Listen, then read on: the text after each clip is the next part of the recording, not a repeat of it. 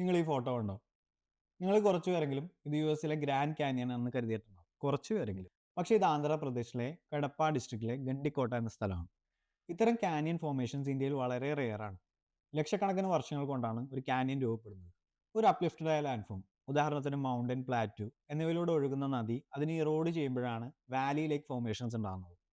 എന്നാൽ ചില സ്ഥലങ്ങളിലെ അപ്ലിഫ്റ്റഡ് ആയ ലാൻഡ് ഫോമുകളുടെ റോക്ക് സ്ട്രക്ചർ വളരെ ഹാർഡും ഇറോഷൻ റെസിസ്റ്റന്റ് ആകുകയും ചെയ്യുമ്പോൾ അവയിലൂടെ ഒഴുകുന്ന നദിയുടെ ലാറ്ററൽ ഇറോഷൻ അഥവാ സൈഡിലേക്കുള്ള ഇറോഷനെ ആ സ്ട്രക്ചർ റെസിസ്റ്റ് ചെയ്യുകയും ആ സ്ട്രക്ചറിനെ നദി കൂടുതലായി വേർട്ടിക്കലി ഇറോഡ് ചെയ്യുകയും ചെയ്യുമ്പോഴാണ് കാനിയൻ ലേക്ക് ഫോർമേഷൻസ് ഉണ്ടാകുന്നത്. പെണ്ണാർ നദി ഇതുപോലെ ഗണ്ടിക്കോട്ട ക്വാഡ്സൈറ്റ് എന്ന റോക്ക് സ്ട്രക്ചറിനെ ഇറോഡ് ചെയ്തപ്പോഴാണ് ഗണ്ടിക്കോട്ട കാനിയൻ രൂപപ്പെടുന്നത്. ഗണ്ടിക്കോട്ട കാനിയൻ കൂടാതെ ഒരു ഫോർട്ടും മറ്റു പല ഹിസ്റ്റോറിക്കൽ സ്ട്രക്ചേഴ്സും അവിടുത്തെ മേജർ അട്രാക്ഷൻസ് ആണ്. കാനിയന് സമീപത്തായിട്ട് അവിടെ ടെൻഡ് ചെയ്യാനുള്ള ഓപ്ഷൻസും അവിടെയുണ്ട്.